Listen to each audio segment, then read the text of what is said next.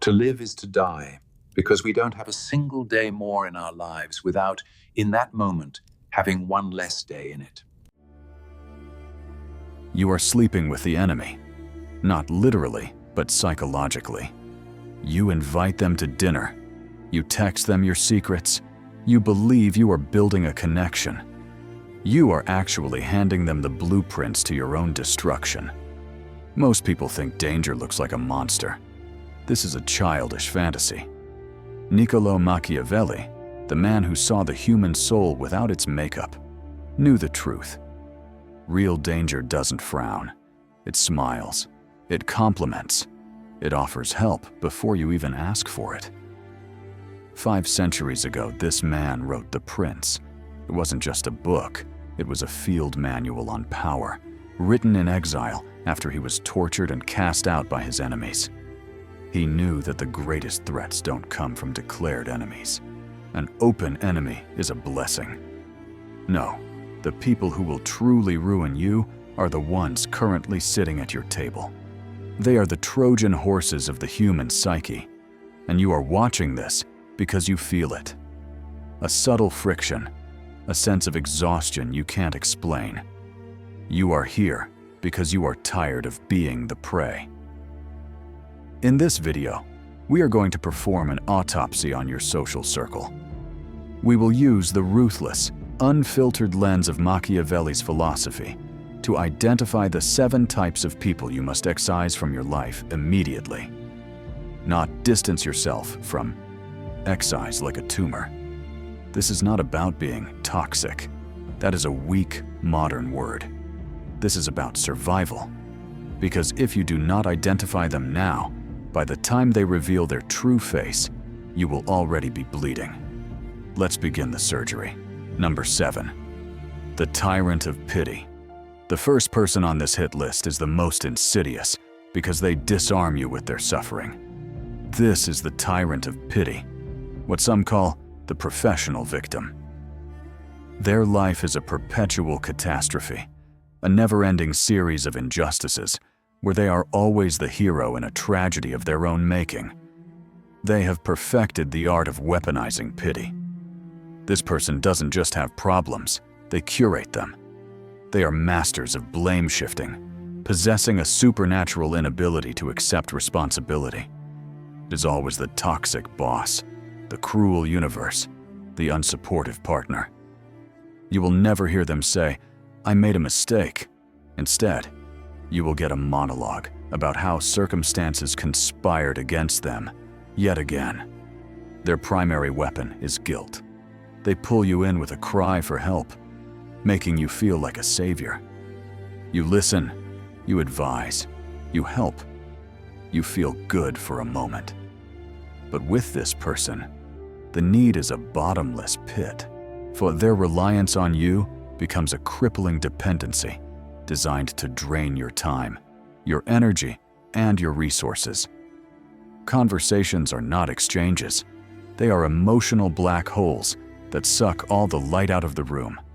When you finally get a promotion, they don't congratulate you.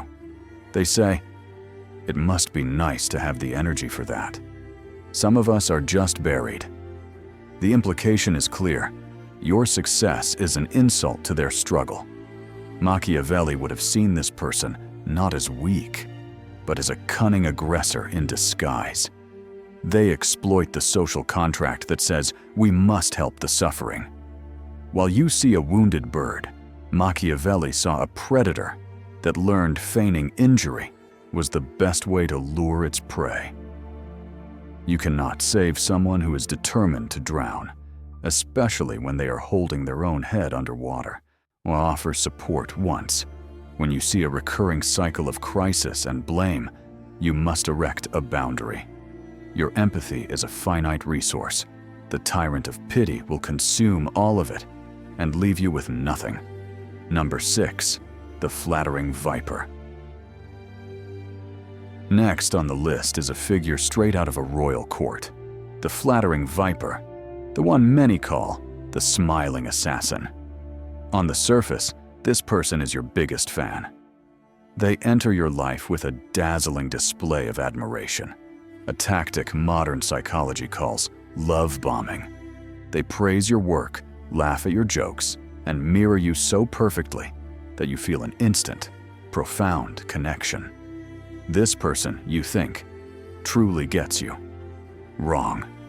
This is a carefully constructed illusion. Their charm is a tool of infiltration. Their goal is to lower your defenses, gain your trust, and gather intelligence. When their attacks are subtle, disguised as concern or compliments. After a successful presentation, they'll say, "That was amazing. I'm so surprised you pulled that off. You got really lucky." The praise is a hollow shell for the poison inside. Your success was an accident, not a skill. In the workplace, they are your confidant.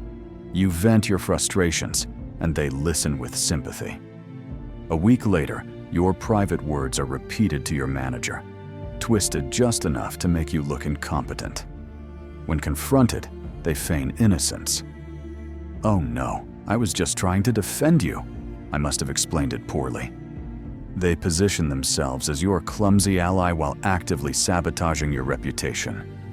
Machiavelli despised flatterers. He saw them as the plague of courts. Why? Because they insulate you from reality and hide their true intentions.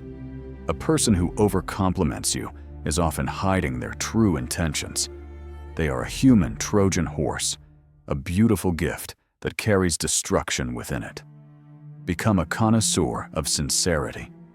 True respect is earned over time, not given away freely on day one. Pay attention to actions, not words. Value the honest critic over the fawning admirer. The critic may wound your pride, but the flattering viper will stab you in the back. Number 5. The information spy. The currency of power is not gold. It is information. The master of this currency is the information spy. This person doesn't just gossip, they trade in it. They approach you under the guise of trust, offering a juicy secret. Don't tell anyone I told you this, but this act creates a false intimacy, and more importantly, places you in a covert debt. They've given you something, and now you owe them something in return. Your own secrets. The information spy is an intelligence agent in plain sight. They ask probing questions, disguised as friendly curiosity. Every vulnerability you share is ammunition filed away for later use. To them, loyalty is a fluid concept, easily traded for a more valuable piece of information. The secrets they share with you about others are a guarantee they are sharing your secrets as well. They sow division because, in a state of chaos, everyone turns to the person who seems to know what's going on, the spy. This is a profoundly Machiavellian mindset. They see the world as a game, and information is their primary tool for manipulation. They don't seek to be loved.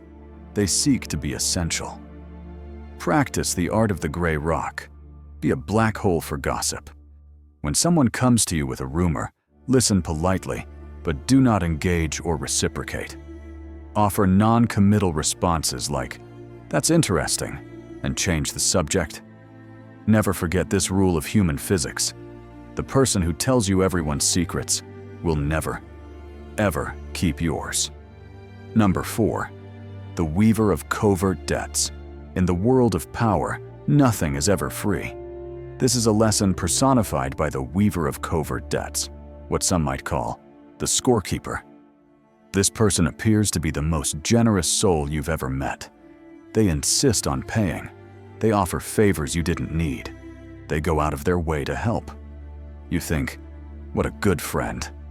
Machiavelli would say you are being purchased.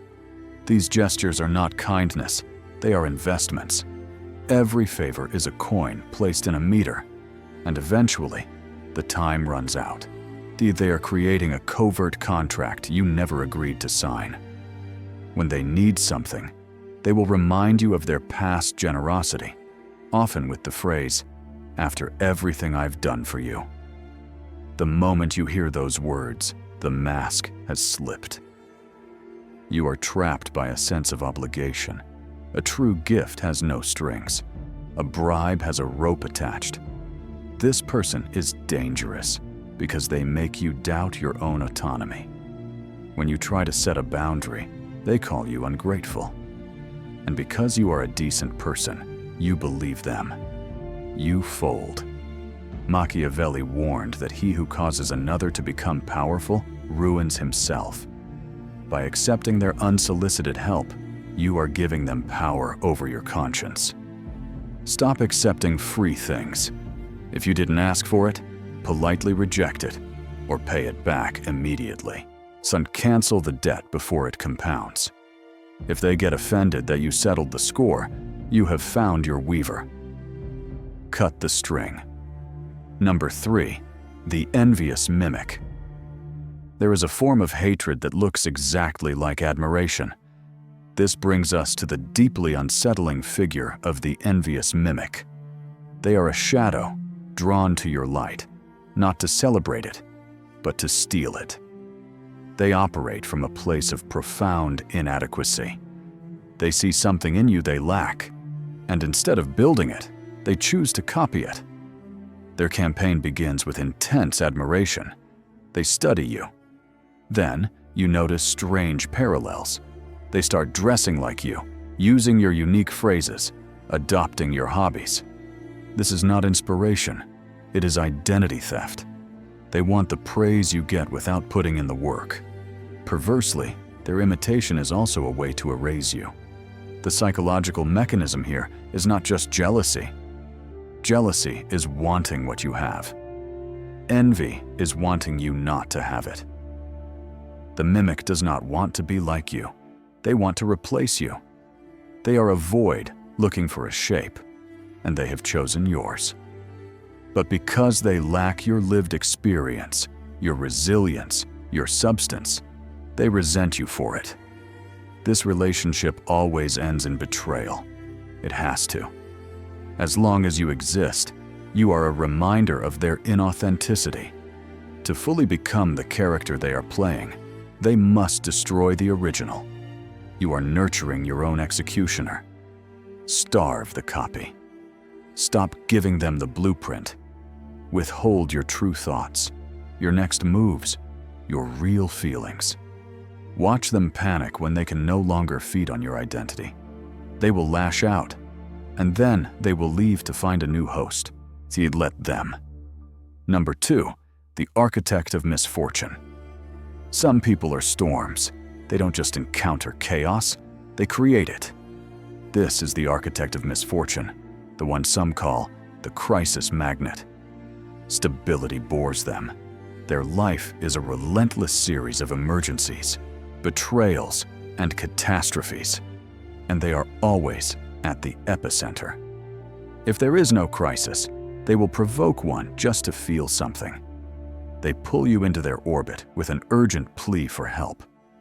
You, being a capable person, step in. You put out the fire. But no sooner is one extinguished than another erupts. You soon find yourself in the permanent role of firefighter, waiting for the next alarm. Misfortune is contagious, not in a mystical way, but in a practical one. If you tie your boat to a sinking ship, you do not keep them afloat. They pull you down. Their crisis becomes your crisis.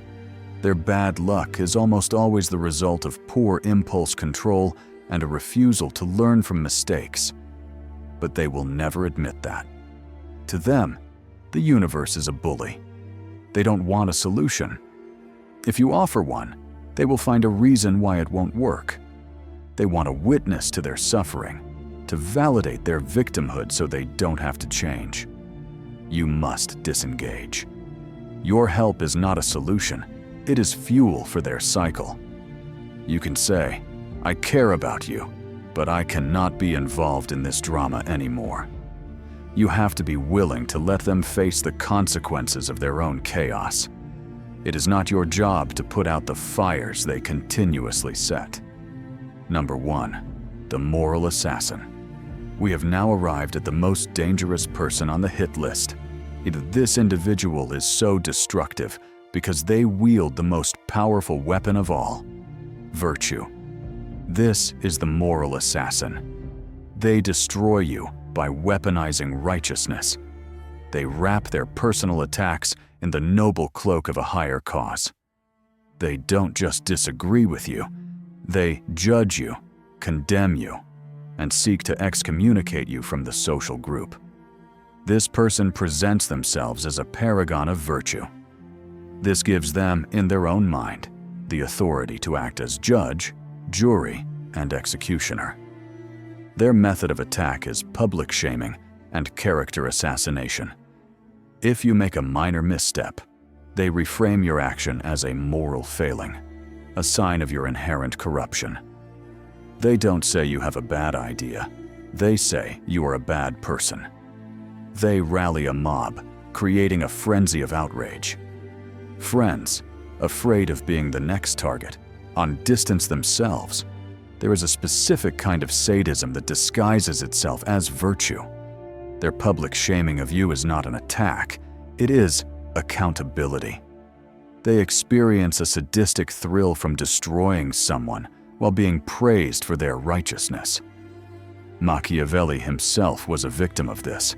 His enemies destroyed him not by refuting his ideas, but by assassinating his character. He understood that when your opponent can successfully paint you as a monster, they no longer need to engage with your arguments. Logic and reason are useless. Do not engage. Do not apologize. Do not explain. The moment you start explaining, you accept their frame that you are on trial. You are not. Your silence and refusal to participate in their drama is your most powerful weapon. It robs them of the conflict they need. Get the ultimate countermeasure.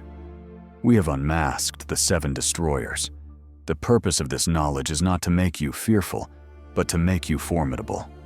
It is to arm you with the clarity to see people as they are, not as you wish them to be.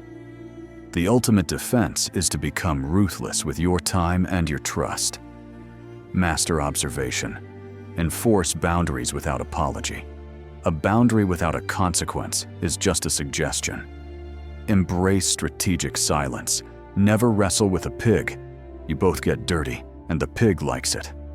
When you excise these people, something terrifying will happen. The void. The drama that occupied your brain will vanish, leaving a silence that rings in your ears. Do not break this. This boredom is not emptiness, it is peace. This silence is not loneliness. It is the space you need for people who actually deserve you, while you are clearing the weeds so the garden can grow. This life is possible, but it costs something. It costs you the comfort of your old, toxic tribe. You must be willing to walk through the desert alone to reach the oasis. Stop negotiating with psychological terrorists. Stop sleeping with the enemy. Wake up. Look around the table. And if you don't like what you see, flip the table and walk away.